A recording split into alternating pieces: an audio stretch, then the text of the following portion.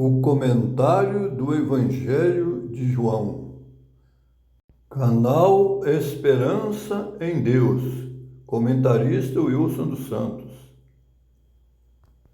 Parte 1. Clique no gostei, inscreva-se no canal e ative o sininho para que você possa receber novos vídeos. Deus te abençoe neste momento para que você seja próspero, que todos os teus problemas sejam resolvidos em nome do Senhor Jesus. Amém? Bem-vindo ao canal Esperança em Deus. Sou Wilson dos Santos, comentarista, e preparei para você um conteúdo espiritual que poderá transformar a sua vida. Vou orar neste momento e você me acompanhará em espírito e em verdade.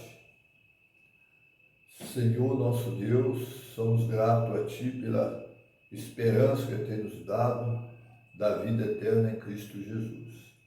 E que possamos, Senhor, ser vencedores nas nossas lutas diárias do dia a dia. É isso que o Senhor quer para a nossa vida. O Senhor não quer que sejamos infelizes, mas felizes, juntamente com a nossa família e também com os semelhantes, as pessoas que nos rodeiam. Portanto, Senhor, é muito bom falar contigo neste momento. E peço também uma luz especial para cada um daqueles que estão nos acompanhando. E que eles possam crescer para a honra e glória de Ti. Tudo isso nós te pedimos em nome de Jesus. Amém. No princípio era o Verbo, e o Verbo estava com Deus, e o Verbo era Deus. Ele estava no princípio com Deus. Todas as coisas foram feitas por ele, e sem ele nada do que foi feito se fez. Nele estava a vida, e a vida era a luz dos homens. E a luz resplandece nas trevas, e as trevas não a compreenderam. Houve um homem enviado de Deus, cujo nome era João. Este veio para testemunho, para que testificasse da luz, para que todos crescem por ele. Não era ele a luz, mas veio para que testificasse da luz. Ali estava a luz verdadeira, que alumia a todo homem que vem ao mundo. Estava no mundo, e o mundo foi feito por ele, e o mundo não o conheceu. Veio para o que era seu, e os seus não o receberam. Mas a todos quanto o receberam, aos que creem em seu nome, deu-lhes o poder de serem feitos filhos de Deus, os quais não nasceram do sangue, nem da vontade da carne, nem da vontade do varão, mas de Deus. E o Verbo se fez carne e habitou entre nós, e vimos a sua glória, como a glória do unigênito do Pai, cheio de graça e de verdade. O Verbo, a palavra, o Logos, expressa a ideia criadora de Deus e também o revela. O termo Logos aparece sempre no texto original, que na tradução de Ferreira de Almeida, revista e atualizada no Brasil, traduz por Verbo. E na Bíblia de Jerusalém é traduzida por palavra. Pela palavra foram criadas todas as coisas. Deu a vida aos homens, pois é palavra da vida. 1 João, capítulo 1, versículo 3.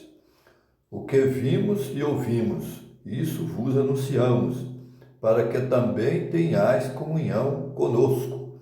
E a nossa comunhão é com o Pai e com seu Filho Jesus Cristo.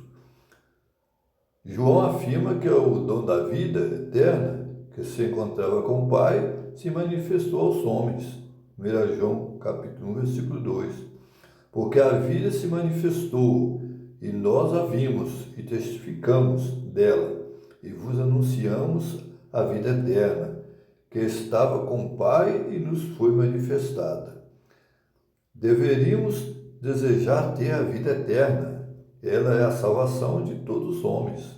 A palavra é o Criador, o restaurador, o revelador, salvador, o juiz soberano do universo. Jesus Cristo, o Verbo, sempre esteve com o Pai e era Deus. Aqui é anunciada a sua preexistência. Colossenses 1, 14 a 16. É em quem temos a redenção pelo seu sangue, a saber, a remissão dos pecados, o qual é a imagem do Deus invisível, o primogênito de toda a criação, porque nele foram criadas todas as coisas que há nos céus e na terra. Temos diante de nós um outro Gênesis, o de Moisés e o Gênesis de João. O Gênesis de Moisés revela o Deus Criador dos céus e da terra. O Gênesis de João revela que o Verbo, Jesus, criou os céus e a terra. Tudo foi criado por ele. Gênesis capítulo 1, versículo 1 e João capítulo 1, versículo de 1 a 2.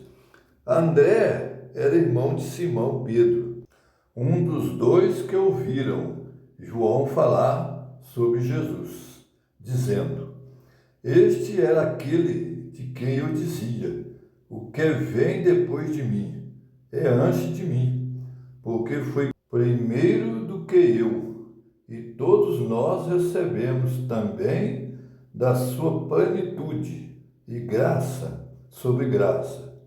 João capítulo 1, versículo 15 a 16. No dia seguinte, João viu a Jesus, que vinha para ele, e disse: Eis o Cordeiro de Deus que tira o pecado do mundo. João capítulo 1, versículo 29.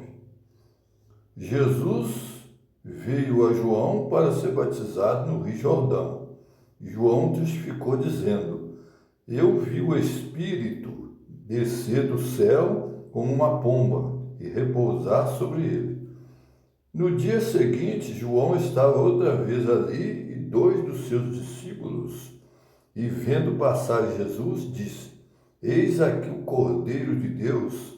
E os dois discípulos ouviram João dizer isto e o seguiram. André, irmão de Simão Pedro, seguia Jesus. Este achou primeiro a seu irmão Simão Pedro e disse-lhe: Achamos o Messias, que traduzido é o Cristo. E o levou a Jesus. E Jesus, indo para Galiléia, achou ali a Filipe e disse-lhe: Segue-me. Filipe achou a Natanael, dizendo que tinha encontrado o Messias.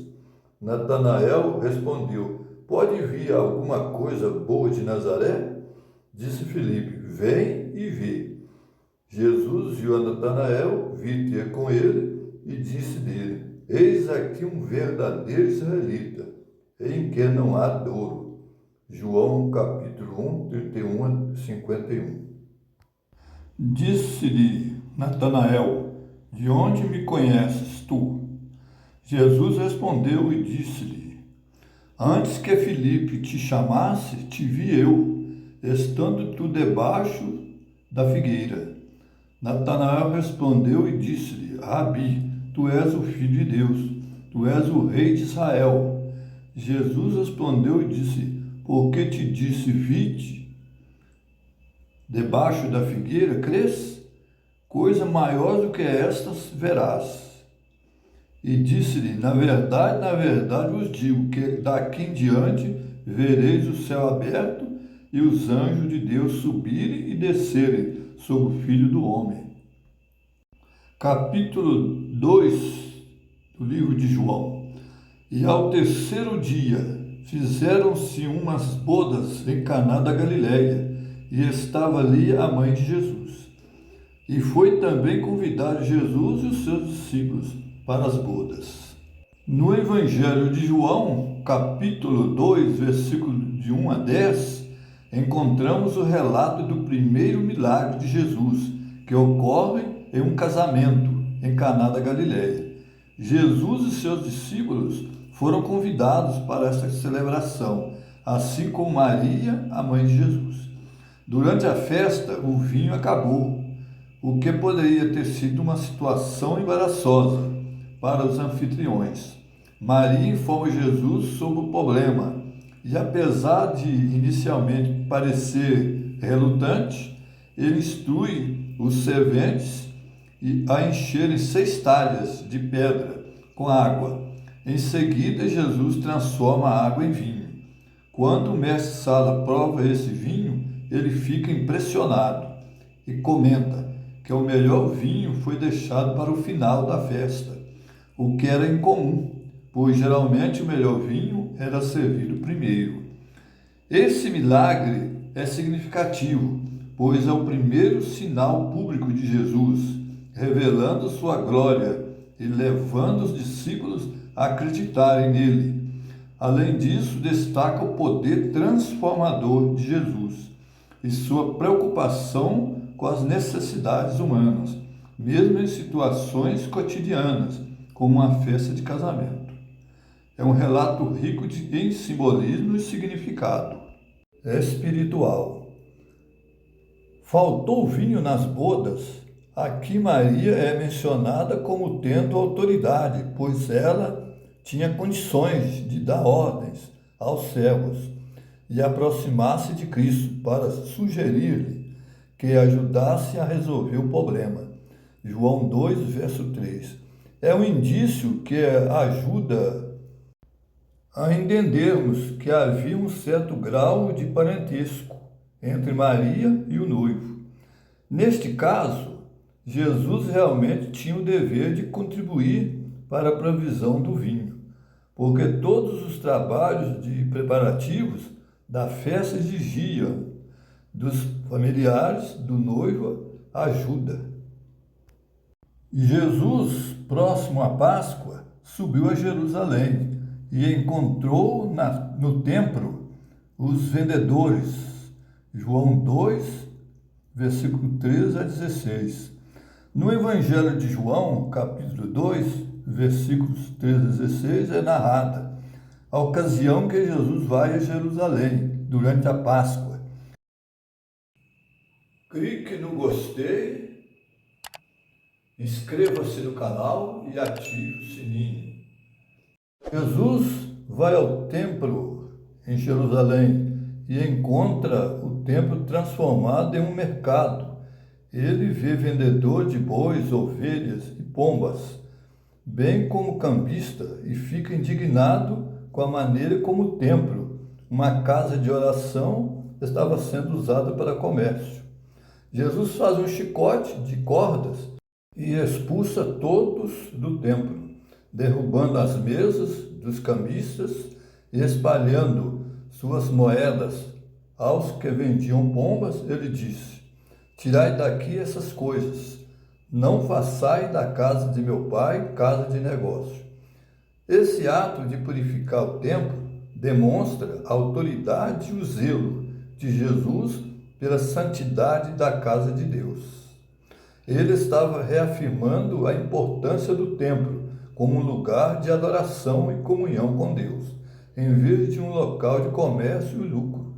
Essa passagem destaca a mensagem de Jesus sobre a pureza espiritual e a reverência a Deus, e marca um momento significativo em seu ministério. No 3º capítulo do Evangelho de João, os versículos de 1 a 16 narram o encontro entre Jesus e Nicodemos, um fariseu e membro do Sinédrio, a alta corte judaica. Nicodemos visita Jesus à noite, possivelmente para evitar ser visto, e demonstra curiosidade sobre os ensinamentos e sinais realizados por ele.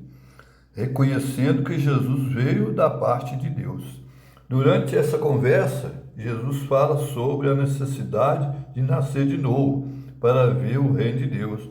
Nicodemos, confuso, pergunta: como alguém pode nascer de novo sendo velho? Interpretando as palavras de Jesus de maneira literal, Jesus esclarece que esse novo nascimento é espiritual, da água e do Espírito, enfatizando a transformação interior e a renovação espiritual. Jesus continua explicando que assim como o vento sopra para onde quer e é invisível aos olhos humanos, mas seus efeitos são sentidos. Assim é com o Espírito. É uma experiência transformadora que vem de Deus e não pode ser completamente compreendida ou controlada por conceitos humanos. O diálogo culmina com João 3,16, um dos versículos mais conhecidos da Bíblia. Porque Deus amou o mundo de tal maneira que deu seu Filho unigênito, para que todo aquele que nele crê não pereça, mas tenha a vida eterna. Este versículo resume a mensagem central do Evangelho, o amor de Deus pela humanidade e a oferta de salvação através de Jesus Cristo. A conversa entre Jesus e Nicodemos é profunda e revela verdades fundamentais sobre a necessidade da renovação espiritual e o plano de salvação de Deus. No Evangelho de João, capítulo 4, versículos 5 a 30, encontramos a conhecida história do encontro de Jesus com a mulher samaritana, junto ao poço de Jacó, em Samaria. Esse evento é significativo por várias razões, mostrando a natureza inclusiva no ministério de Jesus e a profundidade de seu ensino espiritual. Versículos 5 a 9, Jesus, fatigado de sua viagem, para ao lado do poço de Jacó, por volta do meio-dia, enquanto seus discípulos foram à cidade comprar alimentos. Uma mulher samaritana vem tirar água e Jesus lhe pede de beber. A mulher se surpreende, pois judeus e samaritanos não costumavam se relacionar. Versículo 10 a 14, Jesus fala a ela sobre a água viva que ele pode oferecer, que sacia a sede espiritual definitivamente. A mulher intrigada pede a Jesus essa água, para que ela não precise mais voltar ao poço. No versículos 15 a 18, Jesus revela conhecimento sobre a vida pessoal da mulher, mencionando que ela teve 5 maridos e o homem com quem vive agora não é seu marido. Esta revelação surpreende a mulher, levando-a a perceber que Jesus é um profeta. No versículo 19 a 24, a mulher debate sobre o local apropriado para adoração, citando a divergência entre judeus e samaritanos. Jesus responde que a verdadeira adoração transcenderá locais físicos e será em espírito e em verdade, enfatizando a essência da fé genuína. No versículo 25 a 26, a mulher menciona a vinda do Messias, chamado Cristo, que lhes explicará tudo. Jesus revela ser ele mesmo o Messias. Versículos 27 a 30, os discípulos retornam e ficam admirados de ver Jesus falando como mulher, mas nenhum deles questiona. A mulher, impactada pela conversa, deixa seu pote e volta à cidade, dizendo ao povo que encontrou um homem que lhe contou tudo o que ela fez, perguntando se ele não seria o Cristo. Muitos saem da cidade para ver Jesus. Essa passagem é um poderoso exemplo do amor de Jesus por todos, independentemente de barreiras culturais ou sociais. E é um convite ao verdadeiro entendimento espiritual. Em João 4, 46 a 54, encontramos o relato de outro milagre de Jesus, conhecido como a cura do filho de um oficial do rei. Essa história ocorre quando Jesus retorna a Caná da Galileia, onde ele havia transformado água em vinho. Vamos dar uma olhada no que acontece nesses versículos? Versículo 46 a 47. Um oficial do rei, cujo filho estava doente, em Cafarnaum, ouviu que Jesus havia chegado a Galileia. Ele foi ao encontro de Jesus e lhe pediu insistentemente que descesse e curasse seu filho, que estava à beira da morte. Versículo 48 a 50. Jesus responde dizendo que para crerem precisam ver sinais e maravilhas. O oficial, em desespero, implora novamente que Jesus venha antes que o filho morra. Jesus então lhe diz: vai, o teu filho vive. Com isso o homem acreditou na palavra de Jesus e partiu. Versículos 51 a 53. Enquanto ainda estava a caminho, os servos do oficial encontraram-no e informaram que seu filho estava vivo. Ele perguntou a que hora o filho havia começado a melhorar, e eles disseram ser na 7ª hora. O pai percebeu que foi no mesmo momento em que Jesus disse que o filho viveria. Ele e toda a sua casa creram. Versículo 54. João comenta que este foi o segundo sinal que Jesus fez ao voltar da Judéia para a Galiléia. Este milagre demonstra a autoridade de Jesus sobre as enfermidades e sua capacidade de curar à distância, simplesmente pela força de sua palavra. Também ressalta a importância da fé. O oficial creu na palavra de Jesus antes de ver a confirmação da cura. É uma mensagem poderosa sobre confiança no poder de Cristo. Outro relato interessante é sobre a cura do paralítico em Betesda. Se encontra em João capítulo 5, de 1 a 15. Aqui está um resumo do que acontece nesse trecho. No contexto, Jesus vai a Jerusalém durante uma festa dos judeus. Ele se dirige ao tanque de Betesda, que tinha 5 pavilhões, e era conhecido como um lugar onde muitos doentes se reuniam, na esperança de serem curados pelas águas. Jesus encontra um homem paralítico que estava doente há 38 anos. Ele estava esperando por uma oportunidade de entrar nas águas, que supostamente se agitavam e causavam a cura. Acreditava-se que descia um anjo do céu e agitava as águas, e aqueles que eram levados até o tanque seriam curados. E estava ali um homem que havia 38 anos se achava enfermo. E Jesus, vendo este deitado e sabendo que estava nesse estado havia muito tempo, disse-lhe: queres ficar são? O enfermo respondeu-lhe: Senhor, não tenho homem algum que, quando a água é agitada, me ponha no tanque. Mas enquanto eu vou, desce outro antes de mim. Jesus disse-lhe: levanta-te, toma o teu leito e anda. Imediatamente o homem é curado, levanta-se e começa a andar. Depois os judeus disseram àquele que tinha sido curado: é sábado, não te é lícito levar o leito. Ele respondeu-lhes: aquele que me curou, ele próprio disse: toma o teu leito e anda.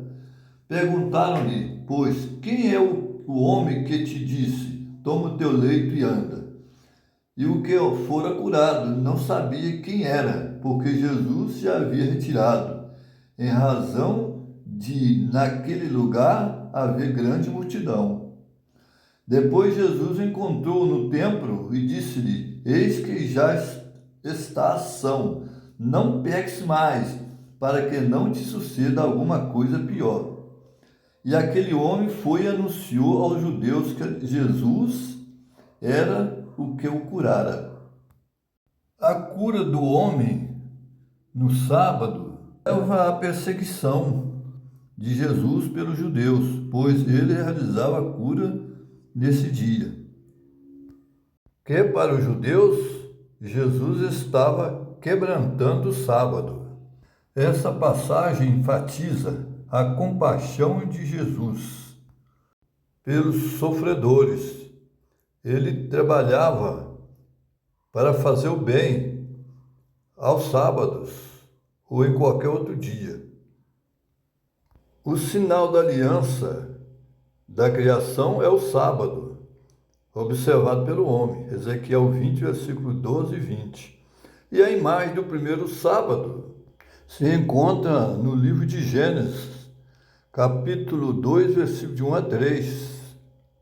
Ali é apresentado um marco da criação, e esse marco não pode ser removido de forma alguma, porque a lei de Deus é perfeita, não pode haver mudanças. Se alguém tenta mudá-la, ele está na contramão, porque Deus não autorizou tal mudança. E Jesus foi acusado de transgressão no sábado. Mas, na verdade, ele estava fazendo o bem, ele estava guardando o sábado de acordo com a vontade de Deus, libertando as pessoas da escravidão, das doenças, espírito maligno, e assim ele estava de acordo com a lei de Deus, não contra ela, mas ele estava quebrantando, sim, as tradições dos fariseus, dos escribas e fariseus. Se guardardes os meus mandamentos, permanecereis no meu amor, do mesmo modo que eu tenho guardado os mandamentos de meu Pai, e permaneço no seu amor. Então, se Jesus tivesse transgredido os mandamentos de Deus, estaria em rebelião contra o Pai. E ele não seria também o nosso Salvador, porque ele mesmo seria condenado como pecador, porque quem transgride a lei é culpado. E Jesus não transgrediu nenhum preceito da lei. Jesus nunca pecou, e por isso ele é o nosso suficiente Salvador, e nos dá poder para guardarmos seus mandamentos. Então, nós precisamos examinar bem as Escrituras e observar as palavras santas dela para a nossa edificação espiritual. E assim estaremos sempre com o Pai. Depois disto, partiu Jesus para o outro lado do mar da Galileia, que é o de Tiberíades, capítulo 6, do livro de João.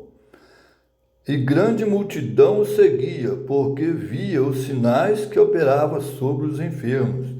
Então Jesus subiu ao monte e assentou-se ali com os seus discípulos. E a Páscoa, a festa dos judeus, estava próxima. Então Jesus, levantando os olhos e vendo que uma grande multidão vinha ter com ele, disse a Filipe: de onde compraremos pão para estes comerem? Mas dizia isso para o experimentar, porque ele bem sabia o que havia de fazer. Filipe respondeu-lhe: 200 dinheiros de pão não lhes bastarão, para que cada um deles tome um pouco. E um dos seus discípulos, André, irmão de Simão Pedro, disse-lhe: está aqui um rapaz que tem 5 pães de cevada e 2 peixinhos. Mas que é isso para tantos? E disse Jesus: mandai assentar os homens. E havia muita relva naquele lugar. Assentaram-se, pois os homens em número de quase 5.000. Então Jesus tomou os pães e, havendo dado graças, repartiu-os pelos discípulos, e os discípulos pelos que estavam sentados, igualmente também dos peixes, quanto eles queriam. E quando já estava saciado, disse aos seus discípulos: recolhei os pedaços que sobejaram, para que nada se perca. Recolheram-nos, pois, e encheram 12 cestos de pedaços dos 5 pães de cevada, que sobejaram aos que haviam comido. Vendo, pois, aqueles homens o milagre que Jesus tinha feito, diziam: este é verdadeiramente o profeta que devia vir ao mundo. Sabendo, pois, Jesus que haviam de vir arrebatá-lo para o fazerem rei, tornou a retirar-se ele só para um monte. O mar de Tiberíades. Jesus cruzou o mar da Galileia, que no versículo 1 é também chamado mar de Tiberíades. A cidade de Tiberíades foi fundada pelo rei Herodes Antipas, no ano 26, ano Domini.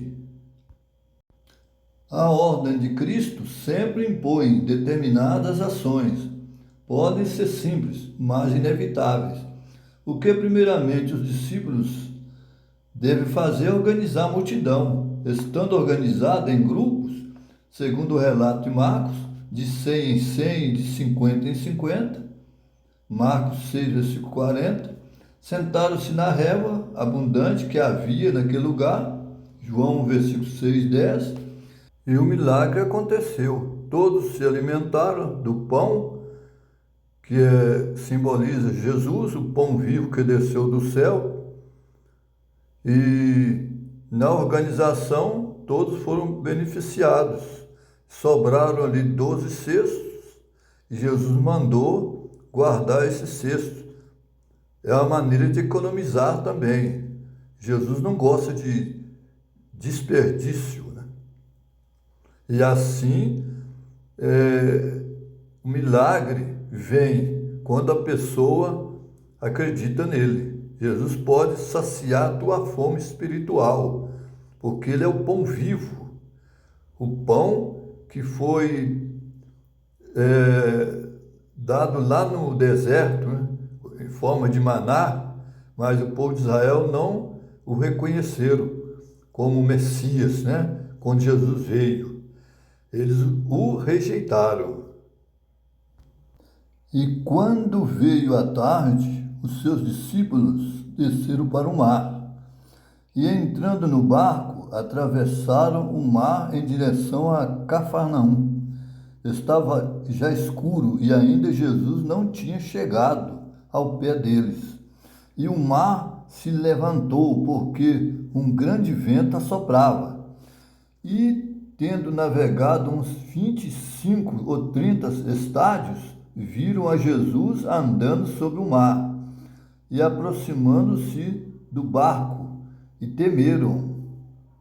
Porém, eles lhe disseram: sou eu, não temais. Então eles de boa mente o receberam no barco, e logo o barco chegou à terra para onde iam. Estamos no final do vídeo e espero que você tenha gostado deste conteúdo que eu preparei com todo carinho para você.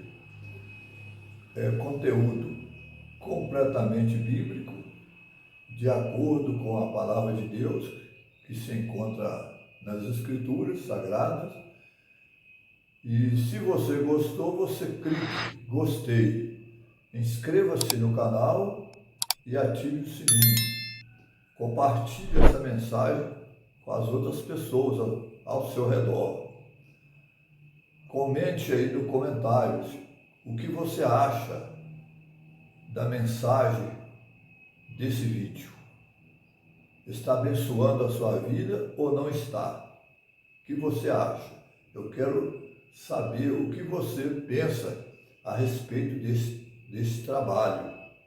Assista a segunda parte do comentário do Evangelho de João. Não foi possível colocá-lo em um só vídeo. E agradeço a você que vem assistindo os meus vídeos. Se é o primeiro, continue assistindo. Eu tenho vários vídeos no canal que poderá ajudá-lo espiritualmente. São vídeos simples, não muito profissional, é claro, mas o que importa é a espiritualidade do qual eu venho fazendo esse vídeo. Com todo amor, com oração, é claro, para que as mensagens atinjam os corações. São estudos bem elaborados, não é assunto preparado na hora, mas eu tenho examinado as escrituras para passar para você esse assunto que é completamente espiritual. É isso que Deus espera de cada um, que faça um trabalho bem feito, de acordo com a sua capacidade, é claro. Então Deus vai abençoar e abençoar você também que está assistindo. Então, desde já, desejo para você felicidade, que Deus ilumine o teu caminho e um abraço para você. Até o próximo vídeo.